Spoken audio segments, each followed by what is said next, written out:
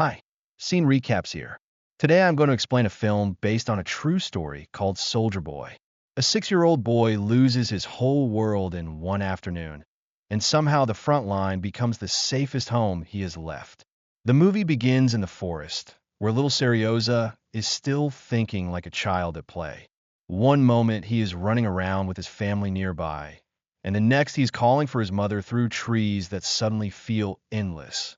An older woman named Anisya finds him alive and terrified. She understands what he does not want to accept. His mother and brother are not coming back. She tries to take him in and even tells him he can pretend to be her son, because being recognized could be dangerous. But Seryozha is too young to trade hope for survival. He keeps insisting he must wait at home, feed the chickens, and be ready when his mother returns. When danger closes in, Anisya pushes him to run, and the boy disappears deeper into the woods. For a long stretch, the film lets us sit with his loneliness.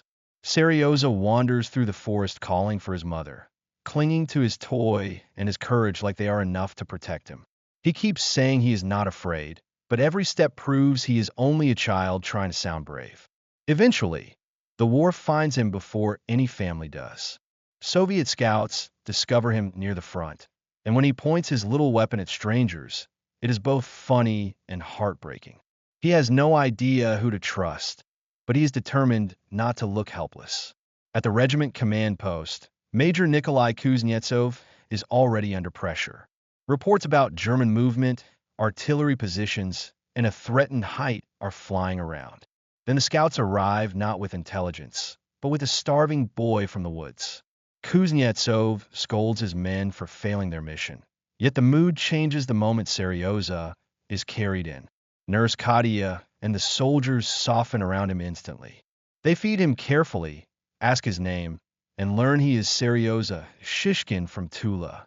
When Kuznetsov asks about his parents, Seryozha breaks down. The commander tries to be stern and gentle at once, telling him that men do not cry. It is not cruelty. It is the only battlefield language he knows for holding himself together. The regiment quickly turns into a strange little family. Yakov Moiseevich fusses over torn uniforms. Rizzo jokes about food from home, and the men laugh like they have not laughed in days. For a few minutes, Seryozha makes the dugout feel less like war. Katya treats him with extra tenderness, drawing for him and explaining the different soldiers around camp. Scouts, sappers, machine gunners, snipers, and even the big Cook Petrovich. Seryozha listens like he has stepped into a secret world of heroes. He becomes fascinated with Kuznetsov, especially after hearing the commander has medals and a special pistol for bravery. When Kuznetsov lets him see it, the boy is amazed. Seryozha proudly answers by showing his own toy tank, as if every soldier needs proper equipment. Katya asks Kuznetsov to let the boy stay, but the commander refuses at first. A child has no place at the front, and he believes the rear or an orphanage is safer. Katya argues that Seryozha has no one left, and the entire regiment is ready to be responsible for him. The soldiers feel the same way. Even hardened fighters come to Kuznetsov and admit the boy warms their souls. They are fighting for children like him, so sending him away feels wrong. Kuznetsov signs papers for the rear anyway, because rules are easier than feelings. Then battle interrupts the argument. Tanks break through, orders snap across the line, and Kuznetsov rushes forward. While shells fall and men scramble, Seryozha waits for the commander with the anxious loyalty of a son who has already lost too much. When Kuznetsov returns, Seryozha runs to him full of stories, showing off what he has learned and the binoculars the scouts gave him. The commander has brought a gift too, a finely made toy pistol, almost like a real one, but safe for a child.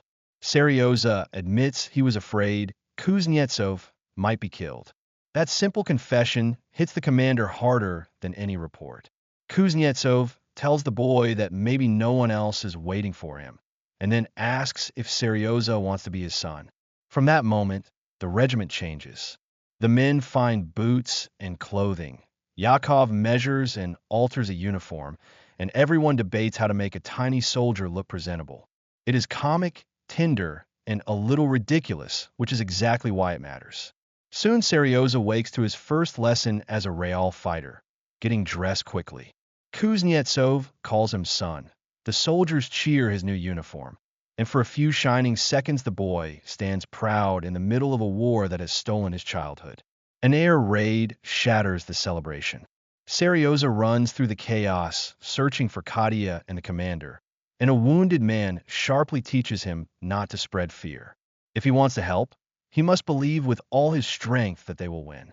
So Seryozha helps in the medical tent. He carries water, sits with wounded men, and reads letters even when he does not know every word. When he invents cheerful details about cows, pies, and loved ones waiting at home, nobody corrects him. They need the hope more than the facts. Later, after more fighting, Kuznetsov comes to see him. Seryozha proudly reports that he was scared at first, then believed in victory, and asks if that helped.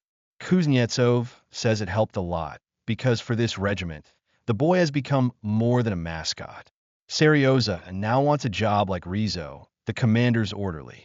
Kuznetsov gives him a real assignment: deliver the mail. The bag is almost bigger than he is, but he marches off with absolute seriousness, saluting everyone as if the army depends on him. The mail run turns into a small parade.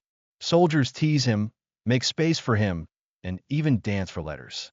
Then Seryozha notices something strange near a haystack, a boot where no boot should be. He insists until the scouts agree to check. His sharp eyes uncover enemy scouts hiding nearby. The Soviet soldiers capture them, and Seryozha proudly acts like he would have handled the whole thing himself. In military language, his discovery prevents enemy artillery from being guided onto the regiment. Kuznetsov receives official permission to adopt him, and Seryozha immediately thinks of Katya too. He has noticed her worry, her tears, and the way she watches the commander. The child who needed a family now starts trying to build one for the adults. Before that dream can settle, Seryozha proves his courage again. During a communications breakdown, a cable is cut in a dangerous open area. Adults cannot reach it without being seen, but Seryozha crawls out because he is small, finds a fallen signalman, and reconnects the wire. That night, Kuznetsov explains the stars to him. Seryozha looks at Ursa Major and Ursa Minor and imagines them as a mother and daughter waiting for a father to return from war. The commander gently says maybe he will come back, and the boy holds on to that maybe. Their talk turns to love, and Kuznetsov explains that love can feel like happiness, but also like an illness when someone cannot eat, drink, or sleep. Seryozha takes this literally and rushes to Katya, convinced his father is sick and needs medical help. The misunderstanding becomes one of the film's sweetest scenes. Katya storms and ready to treat an emergency, while Kuznetsov realizes the boy has accidentally exposed his feelings. He cannot quite say everything yet, but the truth is already standing between them. A new group arrives with trained medical dogs, and for a moment the camp is full of joy. Seryozha gets to ride behind one of the dogs, but the fun turns frightening when the sled heads toward a minefield. Kuznetsov and Rizzo race after him, desperate to stop it. Seryozha survives, and the scare pushes Kuznetsov to stop hiding. He finally tells Katya what he has been trying to say, though he stumbles through every word. Instead of asking in a grand romantic way, he asks her to become Seryozha's mother. The next day, the regiment moves through a village and meets civilians trying to survive among danger they barely understand. An unexploded bomb is still lodged in a house, and Kuznetsov orders everyone out immediately. The war is not only at the front, it is inside kitchens and cellars too. When the bomb area erupts, Rizzo is hurt, and Seryozha is pulled away while calling for him. The boy wants to stay with the wounded, but the column must keep moving. The film keeps reminding us that love at war rarely gets the time it deserves. Seryozha later reports for duty again, this time in front of higher command. He is sent to inspect uniforms in the 2nd Company, and the soldiers play along until his inspection becomes embarrassingly useful. More than half the men need proper boots. A general sees the list, and takes the boy seriously enough to promise supplies. Then Seryozha asks for one more permission, that his dad and their Katya be allowed to marry. It is childish, official, and completely sincere, and even the general cannot help smiling. The division is about to receive a guard's banner, a huge honor for everyone who fought and everyone who did not live to see it.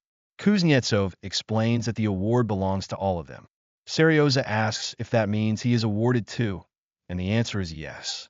At the ceremony, Private Shishkin stands proud among real soldiers. For a boy who began the film Lost in the Forest, this is almost impossible to believe. He has a father, a regiment, a future mother, and a place in something larger than his grief. But the front line never lets happiness finish its sentence. An attack hits the area, the dugout collapses, and Kuznetsov is trapped.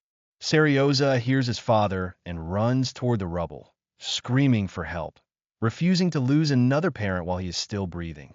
The soldiers rush in, and later Katya watches over Kuznetsov as he regains consciousness. He is alive. When Seryozha comes to him, the commander asks if he is hurt, and the boy says no, even though his heart has clearly been through battle. Kuznetsov tells him not to cry, repeating the same lesson from the beginning. Men do not cry. But now the words feel different. They're not about hiding pain. They're about surviving it together, father and son, after the war has tried to take everything. The film closes with a poem-like song about young fighters in a faded photograph, children and soldiers caught under the same blue sky. It leaves us thinking about the real boys who were forced to grow up beside trenches, and the adults who became family because someone had to. Soldier Boy is not really about a child becoming tough. It is about a regiment remembering why tenderness is worth protecting. If Seryozha's tiny uniform marched straight into your heart, carry that courage forward and meet me at the next recap. Make sure to subscribe and turn on notifications so you can watch more videos like this. Thanks for watching.